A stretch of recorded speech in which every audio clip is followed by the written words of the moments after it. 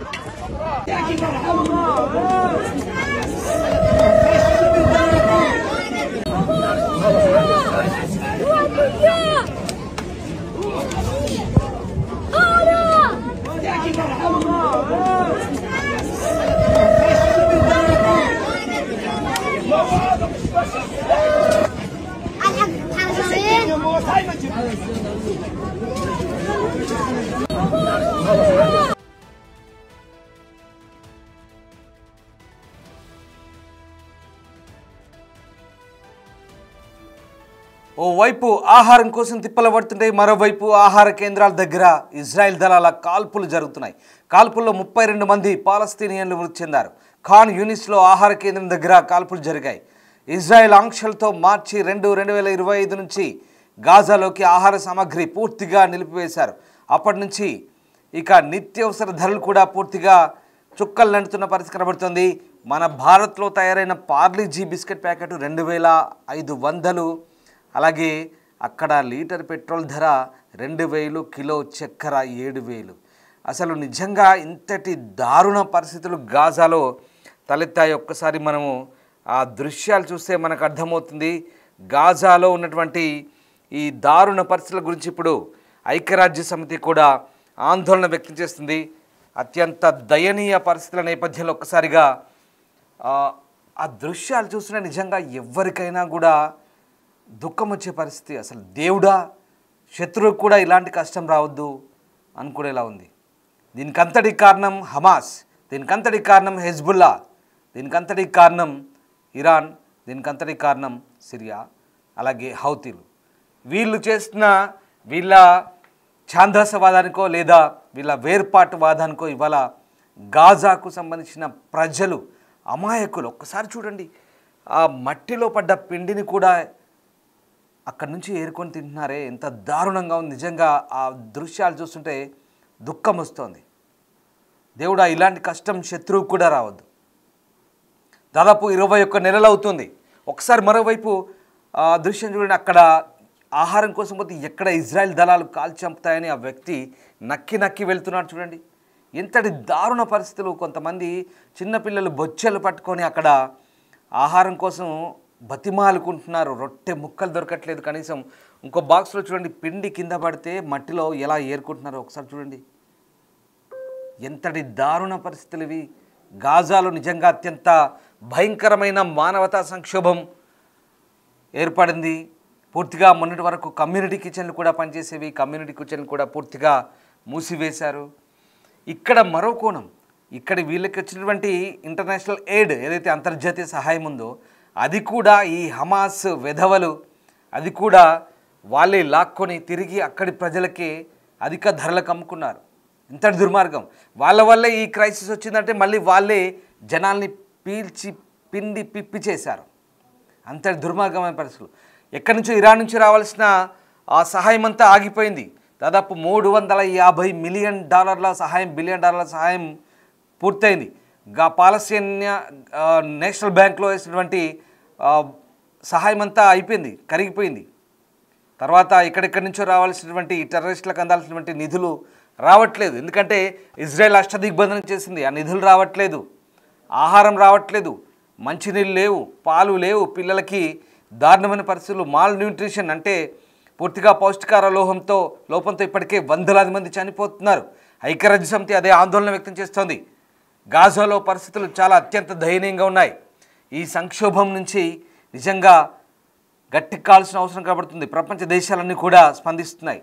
చాలా దారుణమైన పరిస్థితులు ఉన్నాయి. చాలా దయనీయంగా ఉంది పరిస్థితి. దాదాపు 2 మిలియన్కు పైగా ప్రజలు తీవ్ర ఆహార కొరతను ఎదుర్కొంటున్నారు. మౌలిక అవసరాలైన ఆహారం, మందులు, ఇతర సహాయ సామాగ్రి సకాలంలో చేరకపోవడంతో ప్రజలు అనారోగ్యం పాలై పూర్తిగా చనిపోతున్న పరిస్థితి. ముఖ్యంగా మార్చి 2024 ప్రారంభమైన దిగ్బంధనాన్ని తిప్పికొట్టిన తర్వాత పౌష్టికార లోపంతో బాధపడే పిల్లల సంఖ్య పెరిగింది. UNRWA జూన్లో, అంటే యునైటెడ్ నేషన్స్ ఒక రిలీఫ్ ఆర్గనైజేషన్ ఏదైతే ఉందో, తన క్లినిక్లను 16,000 మందికి పైగా పిల్లల్ని పరీక్షించింది. దాదాపు 10% మందికి తీవ్ర పౌష్టికార లోపం ఉన్నట్టు వెల్లడైంది. ఇక చాలామంది చనిపోతున్నట్టు కూడా వెల్లడించారు. అలాగే ఇక దాదాపుగా ఇజ్రాయెల్ సైనిక విభాగం కూడా ఈ సహాయం పంపిణీలో విఫలమవుతుందంటూ ఆరోపణలు వచ్చాయి. అయితే UN మాత్రం సైనిక కదలికలపై ఆంక్షలు, భద్రతా సమస్యల కారణంగా పంపిణీలో ఆటంకాలు ఏర్పడుతున్నాయని వివరణ ఇచ్చింది. ముఖ్యంగా అంటే యునైటెడ్ నేషన్స్ సహాయం పంపిణీలో విఫలమవుతుందంటూ ఇజ్రాయెల్ ఆరోపించింది. కానీ ఇక్కడ చాలా దారుణమైన సిచ్యువేషన్ అయితే ఉంది. ఇప్పటి వరకు గాజా ఆరోగ్య మంత్రిత్వ శాఖ చెప్తున్న లెక్కల ప్రకారం దాదాపు 60,000 మందికి పైగా అధికారికంగా చనిపోయారు. అక్టోబర్ 7, 2023లో హమాస్ దాడికి ప్రతీకారంగా ఇజ్రాయెల్ యుద్ధ చర్యలు ప్రారంభించింది. ఇప్పటి వరకు 60,000 మంది పైగా పాలస్తీనియన్లు మృతి చెందారు. వాళ్ళు సగం మంది మహిళలు, పిల్లలే. అలాగే మరొక 1,39,000 మంది పైగా గాయపడ్డారు. హమాస్ దాడిలో 1,200 మంది ఇజ్రాయెల్ పౌరులు చనిపోయారు. 251 మంది అపహరణకు గురయ్యారు. ఇప్పటివరకు 50 మంది బందీలుగా ఉన్నట్లు అంచనా. గాజాలో మానవీయ పరిస్థితులు తీవ్రమవుతున్నప్పటికీ అవసరమైన మద్దతు, ఆహారం, వైద్య సహాయం పూర్తిస్థాయిలో అందలేదు.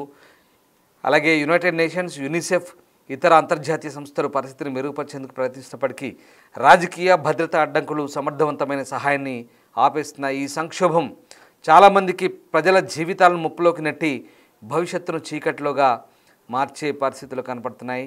నిజంగా చాలా దారుణమైన పరిస్థితి. ఇక గాజాని దేవుడే రక్షించాలి. గాజాని నిజంగా ప్రపంచ దేశాలన్నీ కూడా ఒకసారిగా ఆందోళన వ్యక్తం చేస్తున్న పరిస్థితి. ప్రస్తుతం గాజాలో నెలకొన్న తీవ్ర ఆహార సంక్షోభానికి ఆ దృశ్యాలే మనకు అద్దం పడుతున్నాయి. ఒక్కసారిగా ఈ పరిస్థితి అంతటికి కూడా కారణం హమాసే. ఇప్పటికి కూడా 250 మందిని బందీలుగా పట్టుకున్న హమాస్ ఉగ్రవాదులు ఇంకా 50 మందిని తమ దగ్గర ఉంచుకున్నారు. 250 మందిలో చాలామంది చనిపోయారు, కొంతమందిని వదిలేశారు, ఇంకా 50 మందిని తమ దగ్గర. వాళ్ళ పట్టుదల కారణంగానే చూడండి, ఇదిగో ఈ పరిస్థితులు, ఇంకా ఈ హమాస్ దుర్మార్గుల పట్టుదల కారణంగానే ఇంకా ఇలాంటి పరిస్థితులు ఉన్నాయి. ఆ 50 మందిని అప్పచెప్తే ఇజ్రాయెల్ పూర్తి స్థాయిలో కాల్పుల విరమణ ఒప్పందానికి ఓకే చెప్తోంది. సీజ్ ఫైర్ జరుగుతోంది. సీజ్ ఫైర్ ఎందుకు ఆగిపోతుంది? కేవలం హమాస్ పట్టుదల వల్లే. హమాస్ ఇంకా కండిషన్లు పెడుతుంది, ఇంకా బుద్ధి లేకుండా షరతులు పెడుతోంది. ఇజ్రాయెల్ చెప్పే వాదనలు ఇంకా అంగీకరించట్లేదు హమాస్. అదిగో ఇలాంటి పరిస్థితులు ఉన్నాయి. ఇక్కడ ఆహార కేంద్రాల దగ్గర నిన్న ఖాన్ యూనిస్తో జరిగిన ఫైరింగ్లో దాదాపు 32 మంది చనిపోయారు. ఇక్కడ కూడా మళ్ళీ ఇజ్రాయెల్ దళాలు రెచ్చిపోయి కాల్పులు జరుపుతున్నాయి. ఇక్కడ కూడా పరిస్థితిని అదుపులోకి తెచ్చేందుకు చూడండి ఎంత దారుణమైన పరిస్థితులు. కేవలం ఒక ఉగ్రవాదం అనే ఒక ట్యాగ్ని తగిలించుకొని ఆ వేర్పాటువాదాన్ని, ఉగ్రవాదాన్ని ఆ బుర్రలో పెట్టుకుంటే ఇలాగే మట్టి తినాల్సి వస్తుంది. మీలాంటి హమాస్, హిజ్బుల్లా లాంటి దుర్మార్గుల వల్ల ఇవాళ చూడండి చిన్నపిల్లలు, ప్రజలు, మహిళలు వేలాది మంది చనిపోయారు, లక్షలాది మంది గాయపడ్డారు. ఇప్పుడు మట్టి ఏరుకొని బుక్కుతున్నారు. ఒక్కసారి మనుషులైతే, మానవత్వం ఉంటే ఆ చర్చలకు వెళ్ళాలి. ఇజ్రాయెల్తో బేషరతుగా షరతులు అంగీకరించి కాల్పుల విరమణ ఒప్పందాన్ని చేసుకోవాలి. ఇప్పటికైనా గాజా బాగుపడాలంటే హమాస్ పట్టు విడుపులు విడిచి దిగి రావాల్సిన పరిస్థితి. అంతర్జాతీయ సమాజం కూడా ఇదే ఆందోళన వ్యక్తం చేస్తుంది. మందులు లేవు, నీళ్లు లేవు, మంచినీళ్ళు లేవు, పాలు లేవు, ఆహారం లేదు. ఏం చేస్తారు? గాజాలో మానవీయ సంక్షోభం ఇంత దారుణమైన సిచ్యువేషన్కి ఒకసారి అక్టోబర్ 7, 2023లో 1,200 మందిని పొట్టన పెట్టుకుని అలా మిసైళ్ళు, రాకెట్ లాంచర్లతో దాడి చేసినప్పుడు ఆ దుర్మార్గులు ఊహించలేదు తమకి గతి పడుతుందని. తమ ప్రజలకు, తమ వల్ల తాము చేసిన దుర్మార్గానికి అమాయక ప్రజలు ఈ రకంగా ఎన్నడూ చరిత్రలో ఊహించని జీవితాంతం గుర్తుండే ఈ బాధను అనుభవిస్తారని ఎప్పుడు వాళ్ళు ఊహించలేదు. వాళ్ళకు ఉన్నదల్లా వాళ్ళ బుర్రలో, వాళ్ళ మైండ్లో ఉందంతా వేర్పాటువాదం, తీవ్రవాదం, ఉగ్రవాదం. నరాన పేనుకుపోయి వాళ్ళందరూ కూడా మట్టుబెట్టబడ్డారు. ఆఖరికి ఆసుపత్రుల కింద కూడా కమాండ్ కంట్రోల్ సెంటర్లు పెడితే ఇజ్రాయెల్ ఆసుపత్రులను కూడా వదిలే. ఇప్పటికి అర్థమైంది ఇజ్రాయెల్తో పెట్టుకుంటే ఏంటో పరిస్థితి. లెబనాన్కి అర్థమైంది, సిరియాకి అర్థమైంది, ఇరాక్కి అర్థమైంది, ఇరాన్కి అర్థమైంది, గాజాలో ఉన్నటువంటి హమాస్ కూడా అర్థమైంది, యెమెన్లో ఉన్న హౌతీలకు అర్థమైంది. కానీ ఇంకా కొంతమంది హమాస్ లీడర్లుగా చెప్పుకుంటున్న కొంతమంది అజ్ఞాతంలో ఉన్న వ్యక్తులు ఇంకా ఆ 50 మందిని ఎందుకు వదలట్లేదు? ఆ 50 మందిని వదిలితే దుర్మార్గులారా మీకు పట్టిన ఈ గతి నుంచి బయటపడతారు కదా, బాగుపడతారు కదా. అందమైన నగరం గాజా, సముద్ర తీరం వెంబడి చాలా అందమైన నగరం. ఇవాళ చూడండి ఎంత దారుణమైన స్థితులు ఉన్నాయి. పూర్తిగా ఆ శిథిలాలు సర్వనాశనం అనే పదానికి ప్రత్యక్ష ఉదాహరణ ఇప్పుడు మన కళ్ళ ముందు చూస్తున్న గాజా. ఇది ఒకప్పటి గాజా వేరు, ఇప్పటి గాజా వేరు. ఇప్పటికైనా హమాస్ తీవ్రవాదులు ఆ 50 మందిని బందీలను అప్పచెప్పి బేషరతుగా చర్చలకు అంగీకరించి అమెరికా మధ్యవర్తిత్వం, అలాగే యెమెన్ మధ్యవర్తిత్వం జరుగుతున్న ఈ సీజ్ ఫైర్కి ఒప్పుకుంటే కనుక గాజా బాగుపడే అవకాశాలు త్వరలో కనిపిస్తున్నాయి. యునైటెడ్ నేషన్స్ కూడా ఇదే మొత్తుకుంటుంది, ఆమ్నెస్టీ కూడా ఇదే మొత్తుకుంటుంది, అంతర్జాతీయ మానవ హక్కుల సంఘాలు, అలాగే చాలా వరకు పౌష్టికాహార సంస్థలు యునైటెడ్ నేషన్స్ సంబంధించినవి కూడా అదే మొత్తుకుంటున్నాయి. గాజాలో మళ్ళీ పాత పరిస్థితులు రావాలి. నిజంగా ఏదేమైనా ఉగ్రవాదులైనా, వేర్పాటువాదులైనా దాన్ని పక్కన పెడితే అరే ఒక్కసారి బుర్రతో ఆలోచించండి, మానవత్వం ఉన్న మనుషుల్లాగా ఆలోచించండి. మళ్ళీ మంచి రోజులు రావాలి గాజాకి, పాలస్తీనాకి. గాజాలో పరిస్థితులు చక్కబడాలి. మనుషులు మనుషుల్లా బతకాలని కోరుకుందాం. Thank you.